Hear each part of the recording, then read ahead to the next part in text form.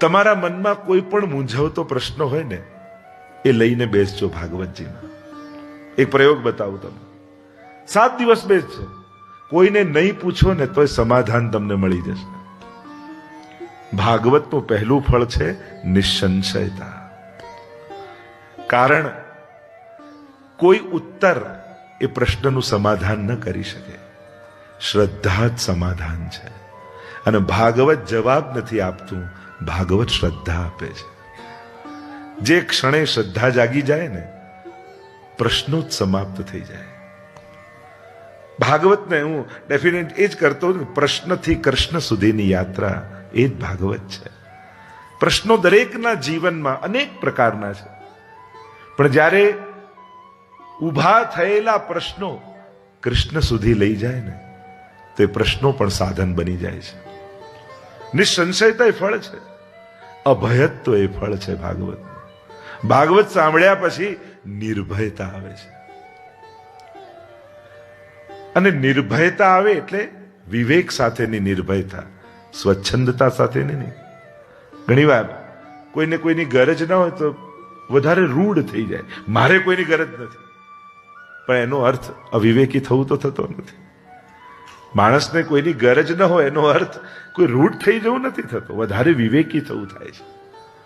શ્રેષ્ઠ સંસ્કારી વ્યક્તિનું લક્ષણ જ એ છે કે પોતાનાથી નબળા વ્યક્તિ સાથે પણ એ આદરથી વાત કરી શકે છે.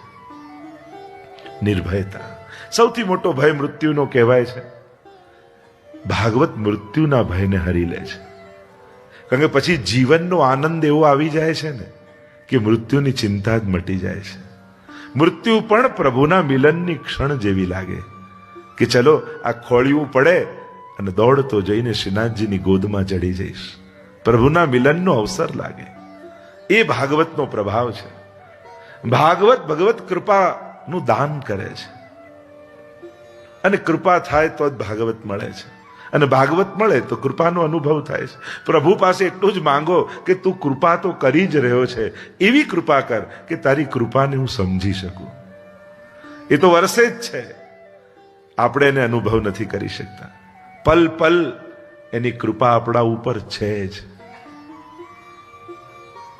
અને કૃપાનો અહેસાસ તમે ખાલી સવારે આંખ ખોલીને જાગો છો ને ત્યારે આભાર માનજો. કારણ કે દુનિયામાં ઘણા સૂતા હતા પણ પછી ઉઠ્યા જ નહીં. હું જાગ્યો, મને ફરી જગત મળ્યું, સંસાર મળ્યો, જીવન મળ્યું. એ ક્ષણે આભાર માનો. કૃપાનો અહેસાસ, સાક્ષાત ભગવત દર્શન થાય ભાગવતથી.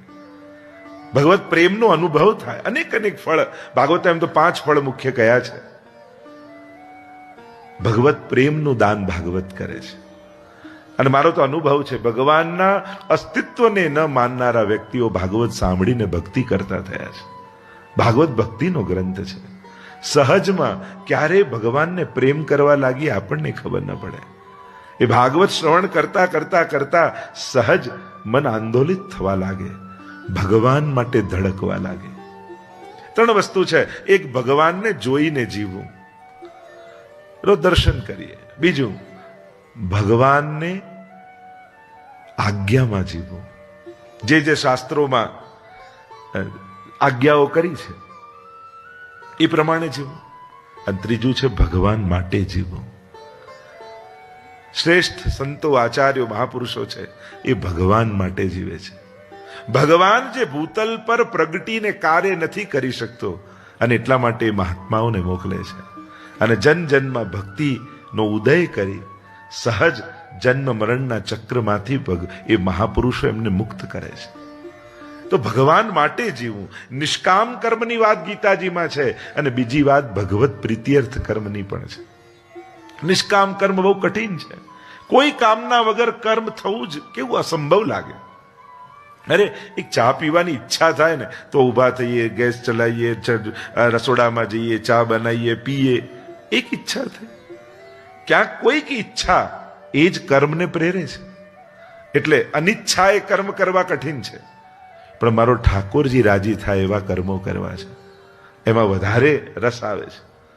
ભાગવતનું દર્શન આપણે કરી રહ્યા હતા, મહાત્માનું દર્શન કર્યું હતું, અને મહાત્માનું દર્શન કરતા આત્મદેવ પોતાના પિતા આત્મદેવને ગૌકર્ણજી ઉપદેશ આપ્યા હતા, અને ઉપદેશ આપીને પિતાને આત્મોદ્ધાર માટે પ્રેર્યા છે.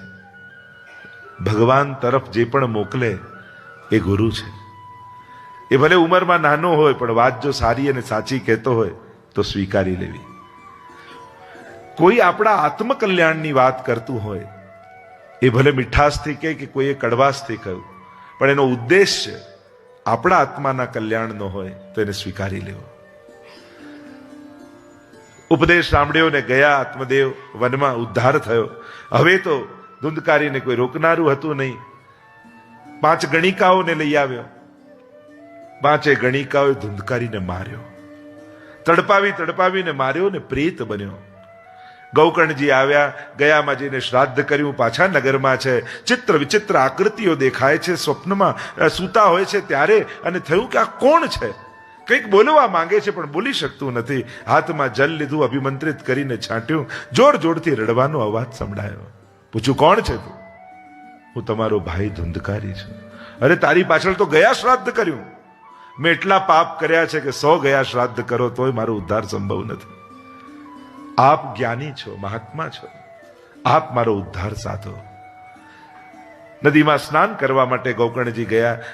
જલ લઈ સૂર્યનારાયણને અર્ઘ સમર્પિત કર્યું. પ્રશ્ન કર્યો સૂર્યનારાયણને, 100 ગયા શ્રાદ્ધથી પણ જેનો ઉદ્ધાર ન થાય એના ઉદ્ધારનો ઉપાય શું? અને ત્યારે સૂર્યનારાયણે કહ્યું, તમે ભાગવત કથા કરો. આ કથાનો એ પ્રભાવ છે, ગમે તેવો પાપી જીવ કેમ ન હોય, આ કથાના શ્રવણ માત્રથી એ નિશ્ચલ બની જાય છે, એ વિશુદ્ધ બની જાય છે, પાપમાંથી મુક્ત બને છે, પ્રેત જેવી યોનિમાંથી મુક્ત કરે છે. ગૌકર્ણજી સ્વયં કથા કરવા માટે બિરાજ્યા. સમસ્ત નગરવાસીઓને શ્રવણ કરવા માટે બોલાવ્યા. જો કથામાં જેટલા લોકો સાંભળી જાય એટલું પુણ્ય વધારે. તમે પાણીની પરબ ખોલો ને જેટલા પાણી પી જાય એટલું પુણ્ય વધારે. એમ કથા બેસાડો અને જેટલા લોકો સાંભળી જાય એટલું પુણ્ય વધારે. આ તો ભગવત રસનું પાન કરાવવાની પરબ છે. જેટલા લોકો આનું પાન કરીને પોતાના જીવનને કૃતાર્થ કરી જાય એનું પુણ્ય બેસાડનારને મળે જ છે. શ્રવણ કર્યું. ધુંધકારી આવ્યો અને વાયુ રૂપ હતો, પ્રેત રૂપ હતો, બેસવાની કોઈ જગ્યા નહીં. 7 ગાંઠનો વાંસ પડ્યો હતો, એમાં આવીને બેસી ગયો. રોજ એક કથા પૂર્ણ થાય, દિવસ પૂરો થાય ને એક વાંસની એક ગાંઠ ફાટે. વાસનાઓ જ વાંસ છે ને, આપણા બધાની ભીતર આ વાંસ છે. કામ, ક્રોધ, લોભ, ઈર્ષા, દ્વેષ, મત્સર, આ 7 ગાંઠનો વાંસ આપણા બધાની ભીતર છે. અને ભાગવત સાંભળ્યા પછી આ વાંસ ફાટે છે, અને ફાટવો જોઈએ. ભાગવત સાંભળ્યા પછી યા કંઈક લઈને જજો, યા કંઈક મૂકીને જજો, યા કોઈ સદવિચારને જીવનનો મંત્ર બાંધી લેજો, અને યા મનમાં રહેલા કોઈ દુર્ભાવને મૂકીને જજો.